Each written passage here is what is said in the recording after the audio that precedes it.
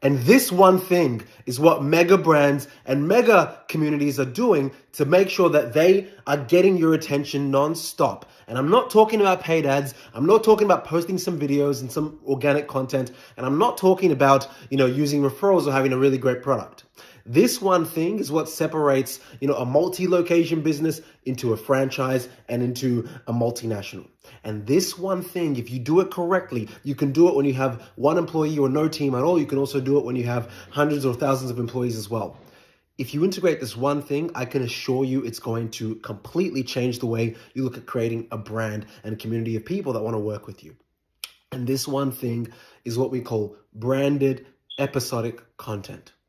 Now, what's an example of branded episodic content? When you look at the chicken shop in the UK, there's that girl, she then interviews these different artists and rappers and influencers and has a chicken shop date with them while she's eating some food on a date with them, learning about them. And now indirectly, in between those videos, there's like mini ads, right? Where there's, a promotion for a food, a promotion for whatever. Now, what that does is it creates people to have a likeness, not to just her, but also the person she's interviewing and the product placement around her. So because there might be millions of people that watch her episodes, there's now people that are looking at the products, curious about where the shop is, curious about the artist or whoever she's interviewing. It's the same for a lot of the biggest brands. So when you look at Marriott Hotel, they had, I'm not sure if they still run this, but they had a season, or rather a branded episodic content season where, they would fly to different parts of the world and there'll be someone interviewing different cultures to do with, the destinations they were traveling to. And the great thing about that was, again, if YouTube is the new TV, because TV is pretty much dead and it's in the decline and people know that, but if YouTube is the new TV, right?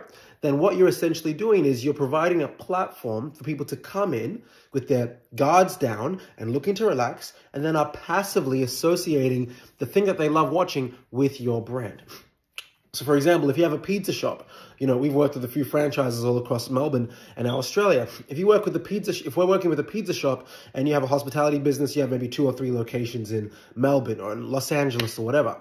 What you could easily do to separate yourself from the bunch is say, hey, listen, pizza and love, okay? People are eating pizza, they go into your store, and obviously it's not that easy to necessarily do because, to actually get the lighting and the production set up correctly and to make sure that you're displaying the content appropriately and make sure it's right for each platform, that's a whole other thing, and that's something we can potentially help with. But what you're doing is you're getting these 2 people to come in, eat pizza, recorded, and in the background, let's just say this is a pizza, there's the pizza, there is the milkshake, there is the menu, right, with the logo on each of those things in the background while the 2 people are on a pizza date consuming your product. The great thing about branded episodic content, guys, is it makes you literally appear like you are just infused into the world of your target consumer. Instead of trying to pitch something down their throat, they're willing to consume and drink the water because they were going to drink the water anyway. You want to be water to your consumer. You don't want to be a soft drink, because a soft drink is a want, water is a need. So if I'm obsessed with a certain show on Netflix and I don't even understand, or I didn't even know that it was created by Uber, but I see all these little hidden Uber-related products and things and mentions of it and like references to Uber, because I already love the show, when I now get an ad from Uber or when I now get some sort of signage or I see something related to Uber, I'm more inclined to trust it because, again, humans are influenced by stories. As early as the tribal ages, humans were able to create and communicate through stories. Where no matter how much advanced we think we are, at the end of the day, these unconscious things still reign true. Okay, so I'm telling you, when it comes to building a mega community, which is a group of high intent people, clients, customers, participants, fans that want to work with you and not just your product and your business, branded episodic content is a game changer. And this is coming, by the way, again, from someone who stands on what they're saying and has done it. One of my companies, my production company, Quasar Central, as you guys know, is a perfect example of branded episodic content. Okay, and that's garnered over 1 billion views in less than 2 years.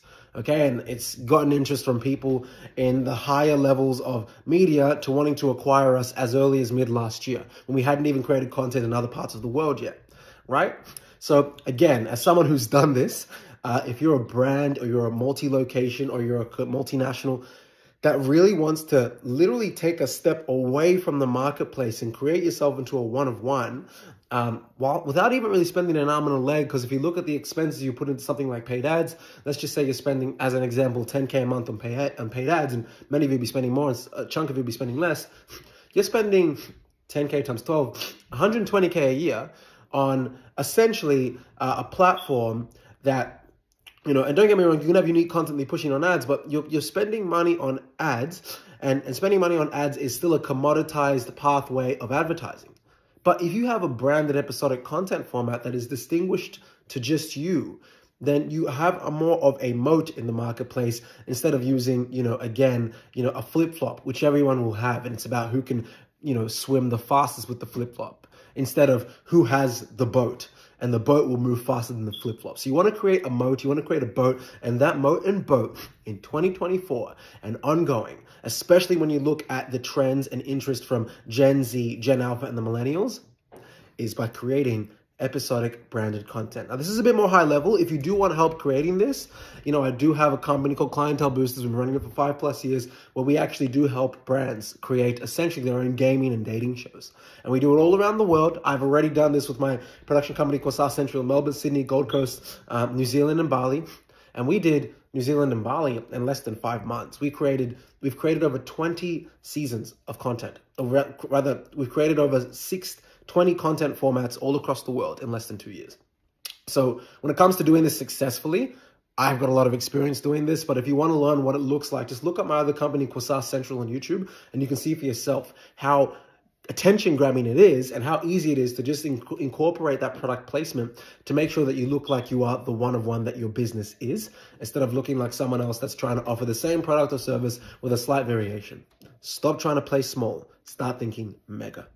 I'll see you guys later. Like, share, subscribe. If you think this can help someone, please share it with them, because if you look up the biggest brands in the world, a lot of them have done this. Heineken, the beverage company. A lot of the biggest companies have done this, okay? Red Bull.